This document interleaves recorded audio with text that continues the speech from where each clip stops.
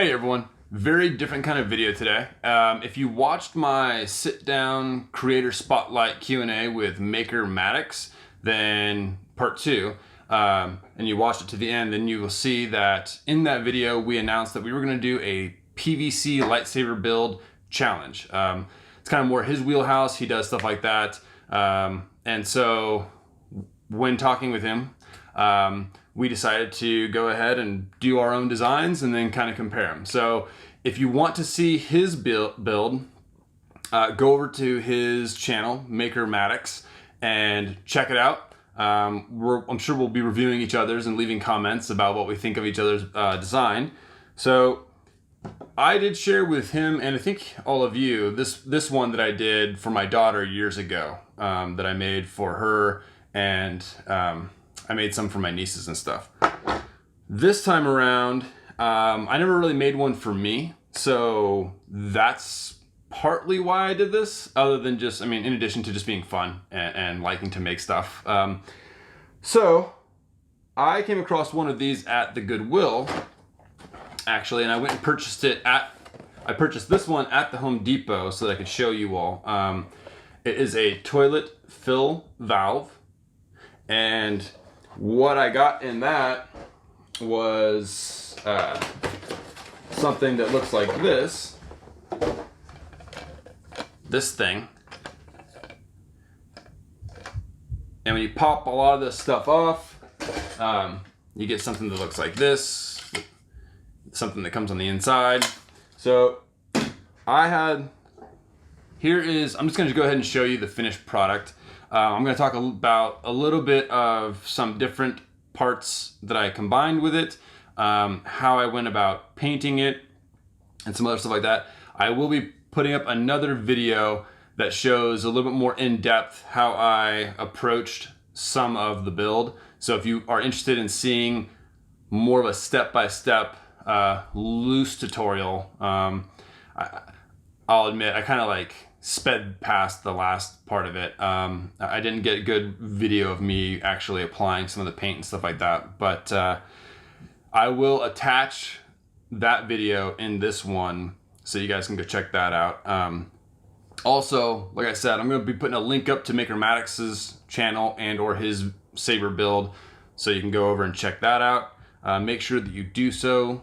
And here is what I came up with. So this right here, this whole midsection is just what came out of that toilet fill valve, the one that I got. The one that I just showed you looked a little bit different. So some of them look a little different than others. And I really liked these details that were on it. And as I kind of went through the build, I just started to go a little bit more towards Sith type of a saber, I guess, is what I would classify this as potentially. This little on-off button right here, which doesn't work. It did click at one point in time, but this is actually a combination of two different pieces. These raised bar-looking things right here, it's like a housing unit, so to speak, I guess, for the inside part. I drilled a hole so that this button would fit through. The button was originally, it looked more like this, and it did click. And I got that from some cheapy flashlight, and I just cut it off. And that's what was on the inside. So that more boxy looking shape there on the top there with those extra, like I said, kind of barred pieces, was a different piece of plastic, and I don't remember what I got it from, but I measured the overall diameter of the bottom of this piece here, and I drilled into the little plastic box here so it could fit inside it. And I was going for maintaining the click. However, this didn't fit perfectly in there, so I actually had to sand down the sides a little bit, and unfortunately I sanded them down too much to where this piece actually, because it's two pieces that are clicked together here that hold the button inside, it kind of came apart. So then I had to super glue it back together on this piece. And when I did so, it, well, it glued the button down. So there's that. I have like a brass looking blade adjustment knob up here. Doesn't actually, I mean, it would twist if I turned it, I guess, but it's screwed in there. These pieces up here are, I believe it's something that came with a windshield wiper blade.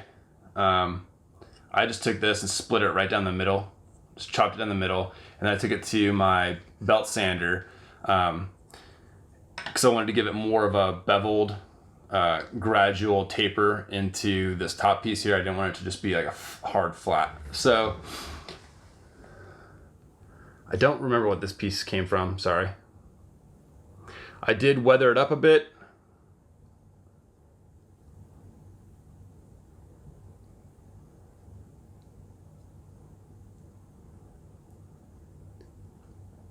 I put some machine screws to hold the pieces on better. I did try and glue them, and one of them ended up popping off. So initially I had thought about doing this, and then it kind of ended up becoming sort of a necessity as far as really, I had used an epoxy and it still popped off. So up here is a little hole that I drilled for a set screw. So I can actually tighten that down, and it goes all the way through into a insert screw that's in here that set screw threads into, that would hold a blade. So again, it's not gonna light up, but as far as just like a prop type of a thing, not a dueling thing by any means. If you were to whack something with this, first of all, this is with the length of this blade and the thickness of the PVC tubing, it's probably 2 times or 3 times the weight of the overall hilt here. So yeah, if you were to like whack something with this, the head would probably just snap right off and you'd break your saber. So if you wanted to like put this in there and like mount it up on a wall somewhere, yes, I know it's not gonna glow, but certainly as far as not being so fancy with all the LEDs and the sound and whatnot, it's a decent prop build. I did not have like a D-ring or CoverTech type of clip-on belt hook on here for a specific reason. I had this piece of plastic and I don't remember exactly where I got this from. I have yet to alter it, but my intent is to alter it in some way that it will fit on a belt here, this piece, and this part here, this actually clips onto. I might have to heat gun this just a touch to get it to kind of bend a little bit better, but it will clip on. And then if I can fasten that to a belt of some sort somehow, then it's just hanging there. Pop it off.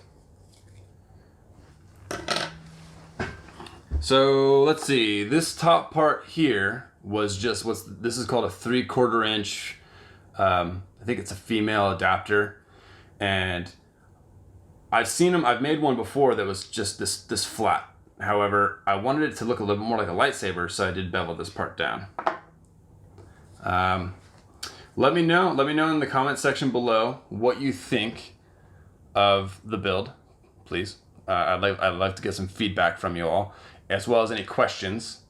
The main body here, as well as the pommel piece back here, I used a flat black spray paint. I think it's a primer, primer and paint.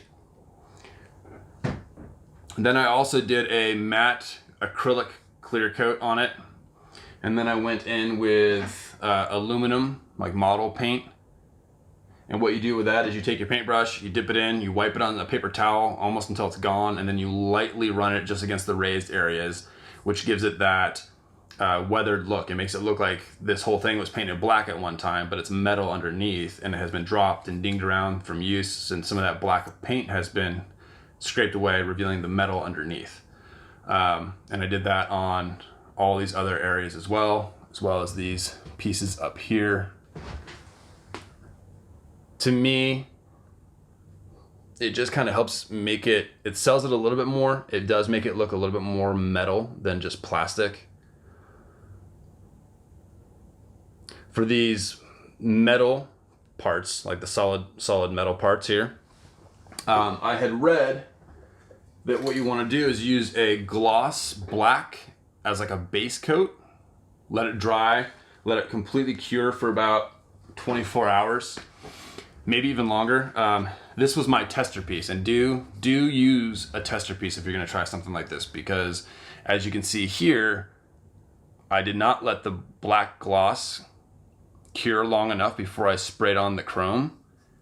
And I mean, I know I showed the back here.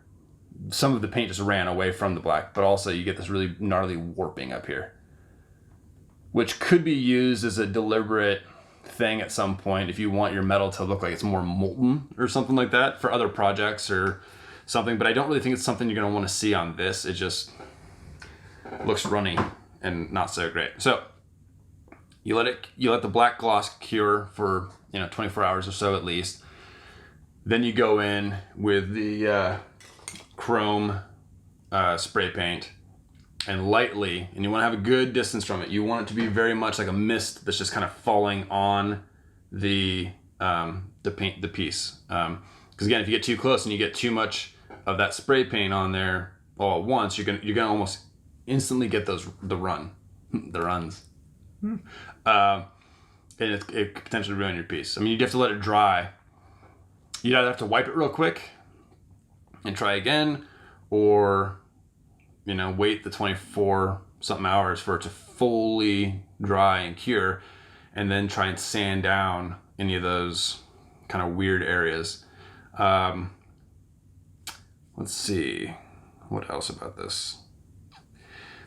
On this one, and any of the other ones that I made for my nieces and stuff back in the day, for one thing, I don't know that, look at that. So the metal, I think I just used an aluminum spray paint, like aluminum.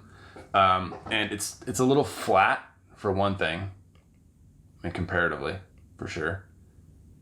Two, I did not use so on this one, I did the chrome, but I also did a satin acrylic clear coat on all of the metal, like exposed metal part. That does give it that extra little like shine and sheen that does make it look more metallic, which I did not do on this back in the day. And also, well, I guess I didn't really weather my daughters up much as far as some of those like, silver accents on some of the parts and pieces. I could go back and do that and it would potentially make it look a little bit more believable. But also, one thing I didn't do at the time, and I've seen some videos since of not only doing the weathered as far as doing the dry brush with the silver to get some of those highlight areas on some of these parts, but I've also seen that you go into the recessed areas with like an equal parts black and brown, just put them on a plate, kind of evenly pull from each one of those pools and mix them together. And then what you do is you paint it into all of your recessed areas. And then you take a cloth and you wipe it away. And you get these dark areas where some of that paint still stayed in there. And the benefit of that is, one, it makes it look a little bit more, again, worn and machine-like and metal. It makes it look like grime and or grease has kind of accumulated a little bit on this thing. Now I know what kind of a Jedi or Sith or whatever doesn't clean and take care of their weapon. I was in the Marines, and come on, man, weapon maintenance, right? Should be like cleaning this thing, degreasing it, checking it. But as far as a prop, it definitely makes it look a lot more. It helps sell that this is not plastic. I mean, it is. We can only do so much to try to trick the eye to make it seem metal when in fact it's plastic. But I think overall, I'm happy with how it came out. And I think overall, it kind of sells as metal, certainly from a distance. Like if this were on a movie set, I've worked in student films and stuff like that, and reading on camera, to me, this would definitely be believable enough to be considered, you know, like film worthy of convincing the audience that it's actually metal. This part here, this main tube here that I said was basically just that toilet fill valve. Let's see if I can get this out of there. There we go. This is it right here.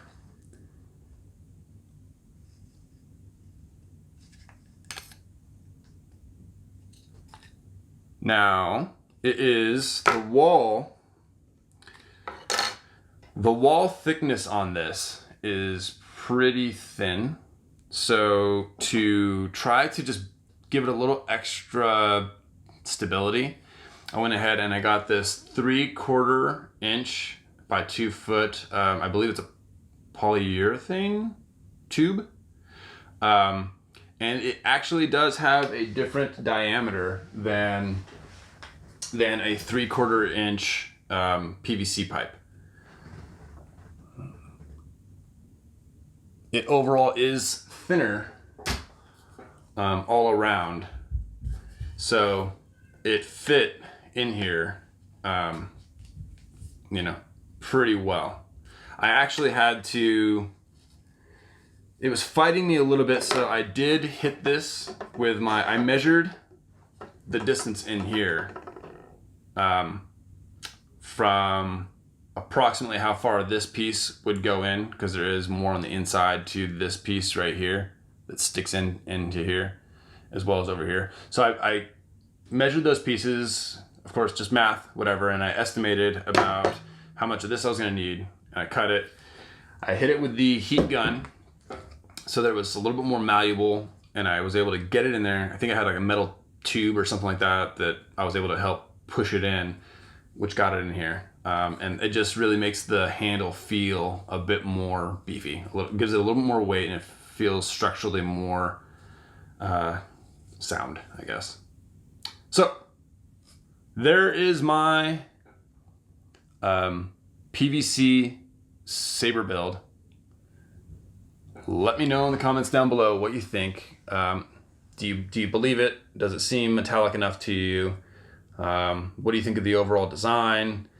One kind of just happenstance cool thing that I got from this is, to me, like I said, it just came from this piece here that I cut in half. But in a funny way, it almost reads like a viper to me. Like this would be like the little eye hole, like the eye of the viper. And then up here, these almost look like its teeth. And then, you know, like its bottom mouth down here. So like a snake, you know, with its mouth open, which wasn't my intent going into this. And I just saw that and I thought it looked kind of cool. So to me, that's kind of how it looks, which I think is neat.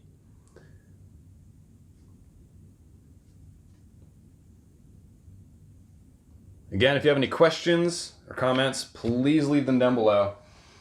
Go check out Billy Maddox's build on the Maker Maddox channel. I've shared with him some of the initial rough shapes of this when I was putting it together, but not this should be the first time he's seen the final product. And he's likewise shared some little snippets with me, but go check his out. I'm sure it's gonna look great. He's got a few other ones that, if you have not seen them yet, are worth watching as well, especially if you're a DIYer, cosplayer, someone, you know, maybe you want to have a cool prop piece hanging on your belt to really complete your ensemble when you're going to do cosplay, or heck, even just like Halloween or anything like that. But maybe your budget just isn't really allowing for the legit light up lightsaber, or you just want to make a piece that you can truly call your own, that is unique to you, that you're just going to hang up somewhere and look at it and be like, yes, I am a Jedi now. I did make my own lightsaber hilt. Yeah, you know, maybe this will help inspire you or give you some ideas, as well as, like I said, Billy Maddox from the Maker Maddox channel.